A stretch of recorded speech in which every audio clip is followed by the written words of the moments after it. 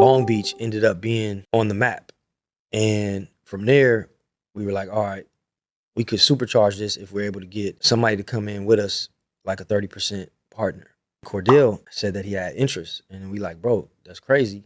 This is what we thinking about. He connected us with his network. And so then they end up finding all these locations for us. And we're going and we ended up seeing one that was the old Johnny Rockets. So I'm like, all right, it's a sign, because the Melrose location was the old Johnny Rockets. Ooh, okay, that's fire. And so I'm like, we went in there, everything set up how we needed, the grill, the table. We just can go in there and remodel, but everything is in here the exact way that we're used to on Melrose.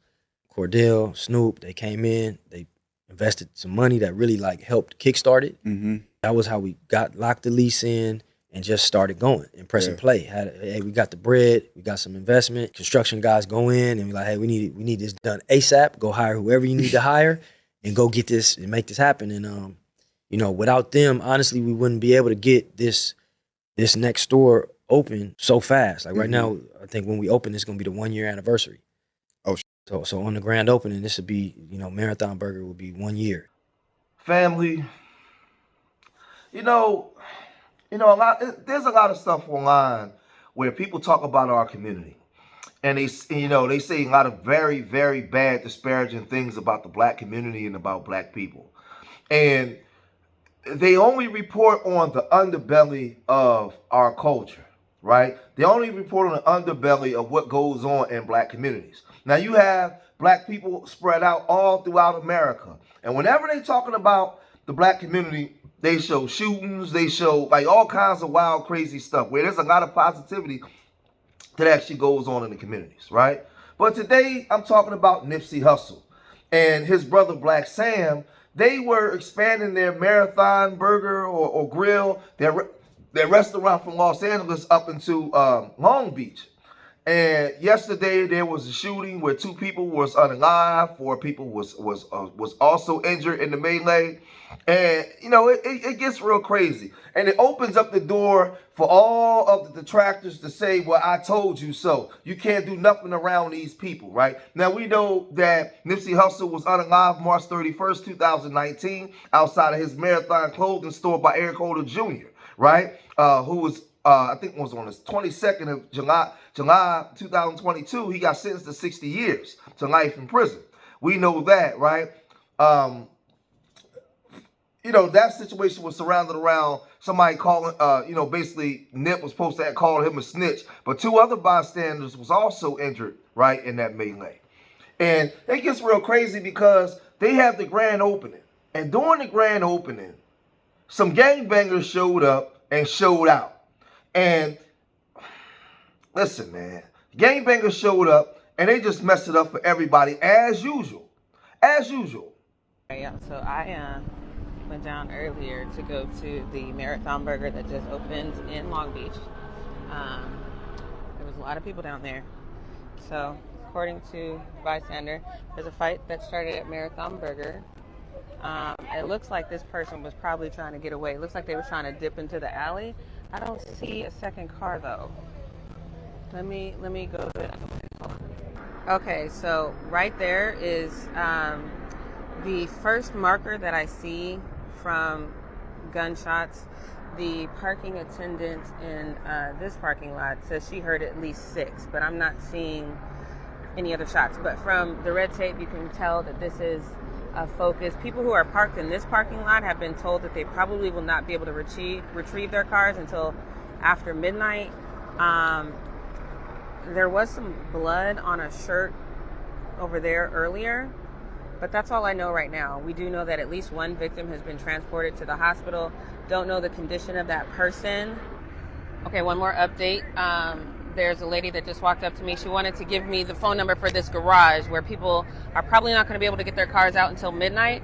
And she was helping distribute the numbers. And she says that she came out of the garage, and when she walked, she immediately heard shots. And when she looked back, she saw officers standing at the front of this garage returning fire. So there are a lot of stories. But so far, I'm looking at 1, 2, 3, 4 shell casing markers. I'm still waiting to find out more, but the stories that are coming in from the people who were on this corner, now obviously there's another corner on the other side, is that there were definitely at least 6 to 7 shots fired on this corner, and one person has been transported to the hospital. So I'll keep you posted. These are just bystander videos, bystander accounts right now. Still waiting for an official word, which we probably won't get tonight, y'all, but still waiting for at least a media staging area that's going to give us a little bit more information, especially about the condition of the person who was transported to the hospital. So stay tuned. Listen, man, now y'all know I did my series, F to the real jigger, right? And bad bees. And I wasn't talking about unaliving nobody. I was talking about unaliving that jigger that's inside your head, right? That we come down and we sabotage everything that we try to establish for ourselves. And you wonder why people run away from the community. You wonder why people got, I can't wait to get the F out of here syndrome, right? They can't wait to get away from their own people, right? Our people are suffering from that. And that's a problem. That's a problem. But you guys are the one doing it. This is something you can't blame on the W, man. The W, man, has absolutely nothing to do with that. That's all y'all in gangbanging. But I'm asking the black community, when you going to get tired of these people, right? Why don't y'all just put on blindfolds to walk in the 5 o'clock traffic and do us a favor and just get away from all black people? Because I'm going to tell you something. You got uppity bourgeois Negroes that we need to stay away from, right? And then you got the underbelly, downtrodden Negroes that don't never want to change, don't never want to do better, that know better. You got to get away from them. And then you got 85% of other black people, decent black people that want to live decent lives, that want to be prosperous, that want to make change and better for themselves. Those are the black people that got it. We're tired of this class and we're tired of that class, right? And we got to fix our own situation. Ain't nobody coming to save us. We already know what the system done to our communities, but now it's incumbent upon us to fix our own stuff. That's on us, right? So now when you got the underbelly coming in there causing trouble, man, you got to get them out of there, right? At all costs. They got to go. They got to go. So let's look at what the news is reporting.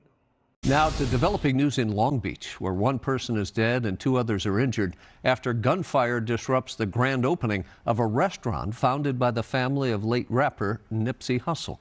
Now, the opening ceremony was attended by the Long Beach mayor, Rex Richardson. Rapper Snoop Dogg was there. And tonight, law enforcement remains on the scene there as a search for a suspect. KTLA's Rachel Benetoff is live in Long Beach with the latest developments tonight. Hi, Rachel. Hi, Karine. Hi, Rick. Yes, the circumstances surrounding the shooting, a motive or information about a suspect or suspects isn't known right now. What we can see is this large police presence in the heart of downtown Long Beach at Pine and Broadway. We're right near the convention center. A lot of people out and about tonight. And as you mentioned, this was supposed to be a day of celebration, the opening of a brand new restaurant, and instead it ended in gunfire.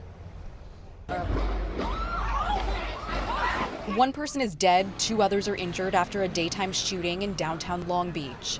It happened around 3:30 Sunday afternoon near the late rapper Nipsey Hussle's Marathon Burger restaurant around the time of its grand opening at a new location on West Pine. We're here at Marathon Burger here in the city of Long Beach. Long Beach Mayor Rex Richardson posted the celebratory ribbon cutting to his Instagram account.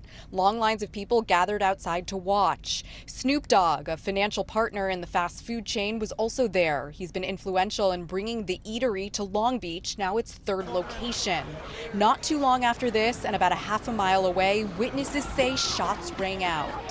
Shots are being fired right now. More people are running about 10, 15 seconds later. The whole wave of people that ran down there ran all the way back. It was literally chaos for like 10, 15 seconds. I ducked behind one of the little boards that you take photos on right there. 3 people in total were taken to the hospital. That's where one person died. 2 others are apparently in stable condition.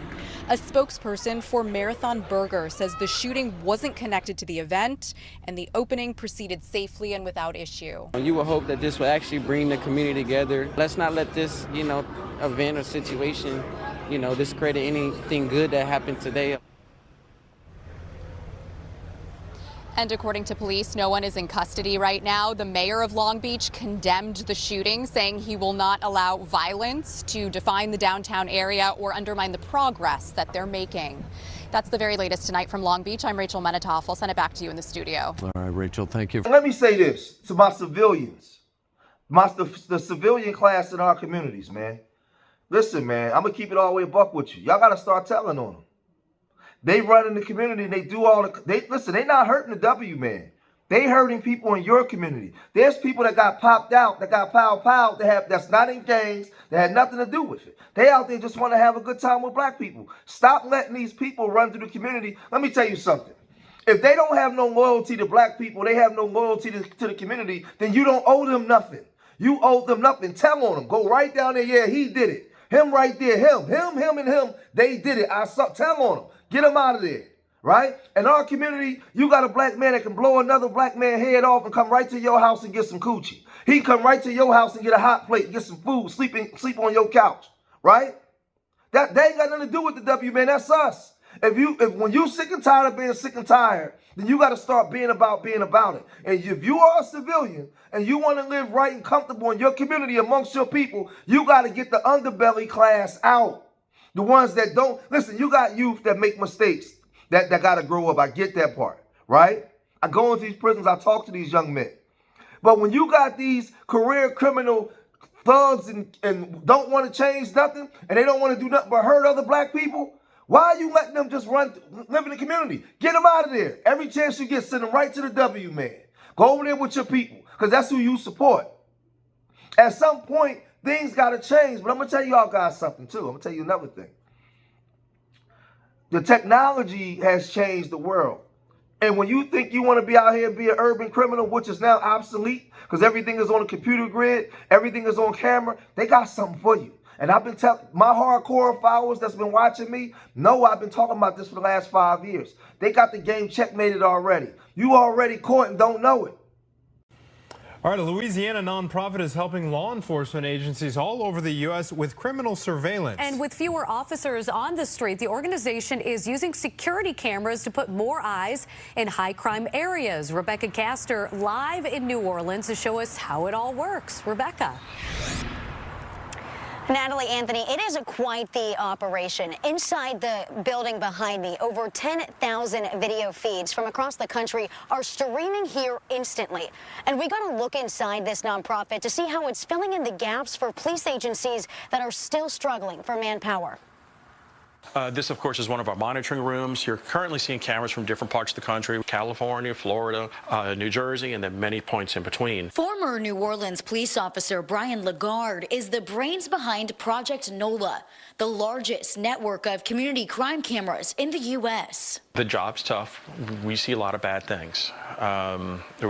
We see some of the worst that humanity has to offer. Part of what makes it worth it is knowing that we're helping justice be served. Using AI, the cameras alert Project NOLA if they pick up illegal activity, and law enforcement can review video. Any homeowner, business owner, school, or church can request a Project NOLA camera for free, only paying a fee of about $300 a year for cloud storage. Business owners, residents are realizing the importance to help their local law enforcement.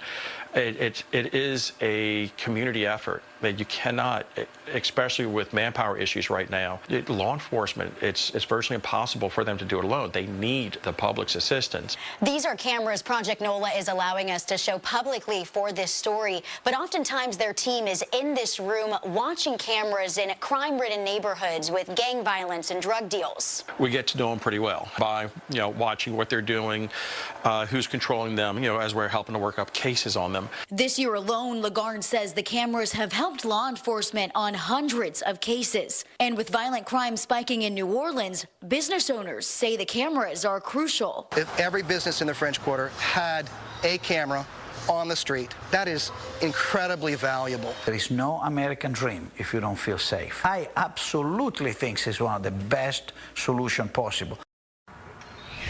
When we talk about video surveillance, people often wonder about privacy. Because Project NOLA is a nonprofit, it does not sell any of its data, and it only provides its video to law enforcement.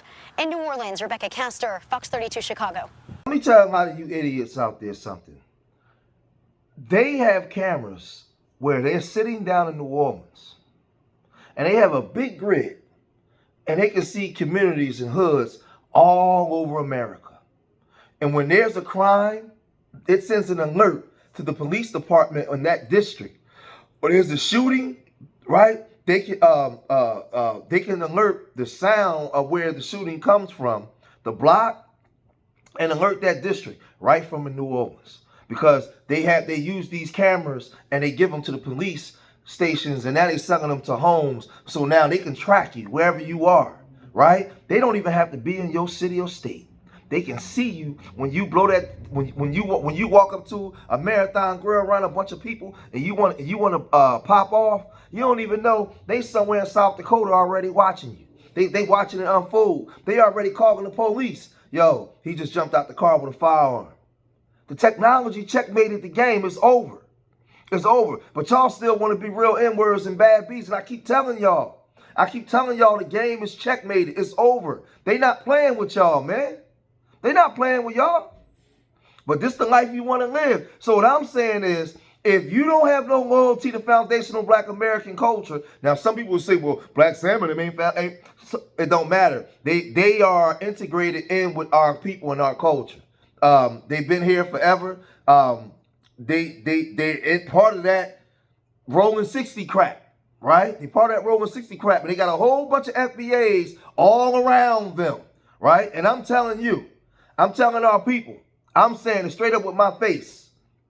If you are a civilian, which is 85% of our people, 90% of our people, if you are a civilian and you don't feel safe around Black people that's tearing up the community, that don't have no loyalty to Black people, it's your obligation. Tell on them. Tell on them. Yes. If they can come to the community and pow and unalive people and rip up and destroy families without a care in the world because they only care about their clique and their crew, tell on them. Get them out of here. Y'all know who doing the home invasions. Y'all know who beating up the women. Y'all know who killing unalive brothers. Y'all know who's setting brothers up. Some of these women doing this stuff. Tell on them. Stop protecting them. Stop protecting them. If you want a lot of this stuff to stop when it come to us. When we say, yo, dig this head, man. If y'all want to unalive each other, fair enough. Go over there and do it. Go over there and do it. Y'all can unalive each other all you want. We don't even care. Go around the corner. Us decent Black people, we trying to enjoy ourselves and have fun. Y'all got to take that up the block. Y'all can do that all day. We just come over there. We had the police come over and pick the bodies up. Go over there and off yourselves if that's what y'all want to do. But get away from us. And I stand on that. If y'all made it this far in the video, hit that like button, subscribe to Street Media TV, and leave your comments in the comment section. Remember, I love y'all. Till the next time. Peace.